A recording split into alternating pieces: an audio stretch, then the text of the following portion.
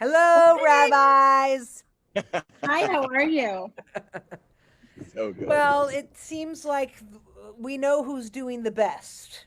That's true, but the funny thing is that don't you kind of feel a little bit of a rush seeing Rabbi Gelman there? Yeah, Like no, I just feel knowing like that the that wind is just exists. like Yeah. kind of Yeah, we live in that city. I live there too.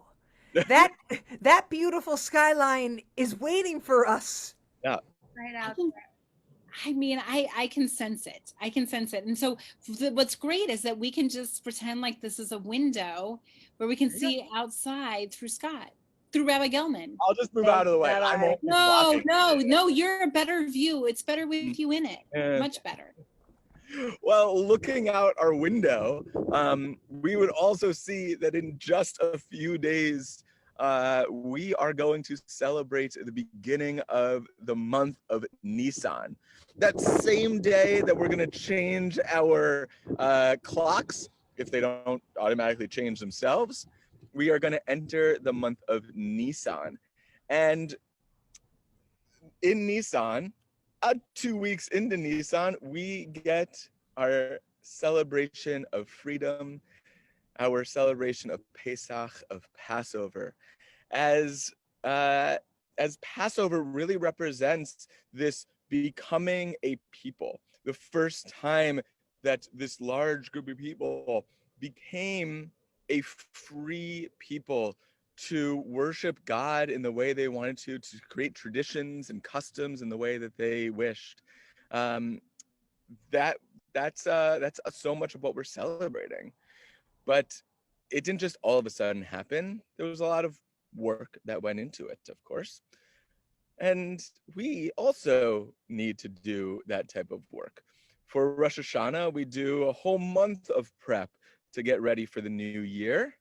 So I'm thinking about what are the things that you do to prep for Passover.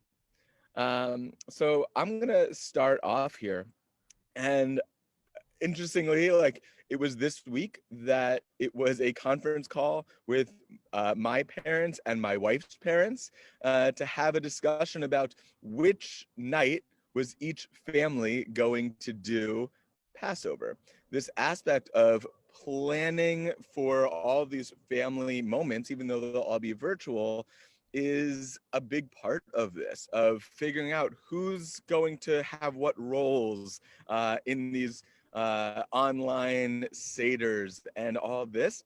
This kind of holy prep is really fun for both sides of my family. So it was a fun thing to get to start to do this week. How about y'all? Well, I'll tell you, this time of year is interesting because it really does exemplify one of the most, I think, interesting conundrums for clergy, which is getting ready for our own observance at home, getting ready for the observance with our congregation. And so, literally, since I'm like Rabbi Singer, we're just schlep clergy kids. You know what I mean? We're that too. And because of that, I feel as though my whole life, our prepping for Passover has been getting ready for like the Ben Davidson song, is like what my father used to call it. And I remember even though we went to friends' homes when we weren't working on the first night, right? We still brought my father's keyboard. My brother played the piano. I sang. I brought my guitar.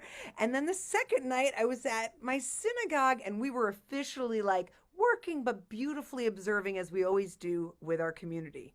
But I just will say that this is what I think of Pesach. I work the first and second night always, no matter what. Even if I'm with my best friend alone, they're still going to go, "Can you sing this for me?" So that's what I think of it. But you know what? I'm really blessed. I'm looking forward to it this year. I'm looking forward to finding new music, new cute kids songs, something special to bring to our adult community. So I'll find some prep, something. Thanks for reminding me. Cantor Ben David, I extremely relate to what you're saying, and I think we can all, I think we all experience this a little bit. My family goes hard on Passover. Like they are super they go crazy about You're selling stuff. the food. Is all it has to be hechshered all of a sudden, even though that's not true for the rest of the year.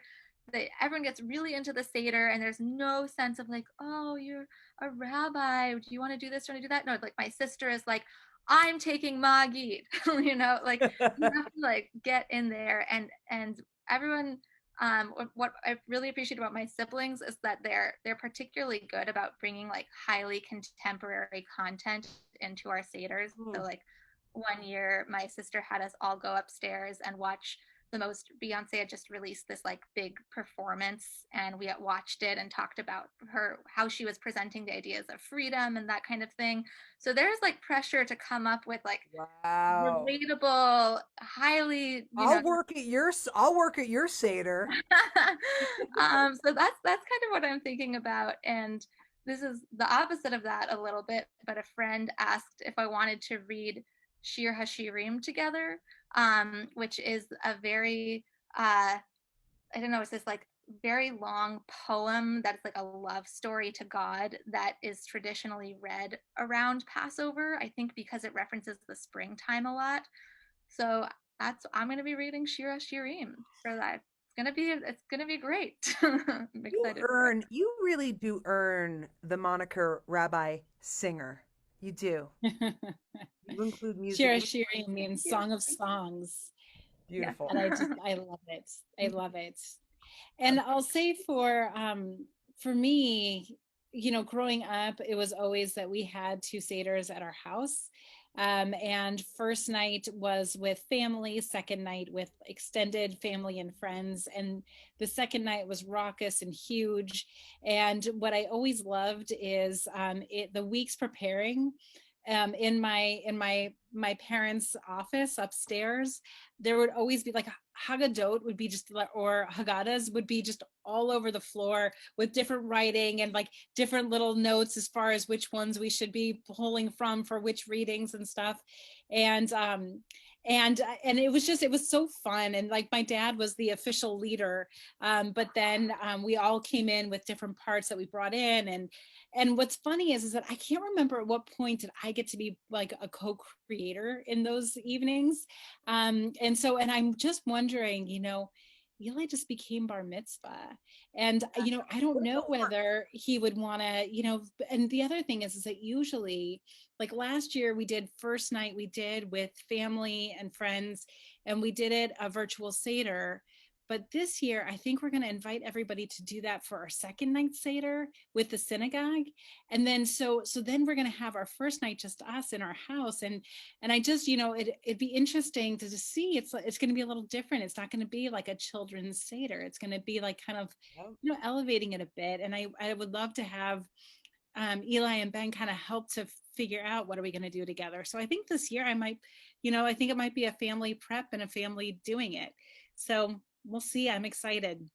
Can Coco also, include something into the Haggadah? Well, I wonder, I was just thinking about, like we usually, in preparation, we do the candle and the feather, and we search out for the chametz. And I just wonder if we use a flashlight and Coco's tail just on the bottom shelf. I think you should leave a little piece of matzah somewhere around the room and let Coco find it. Yeah, she'll be the person, the dog. Actually, Coco will find the afikomen.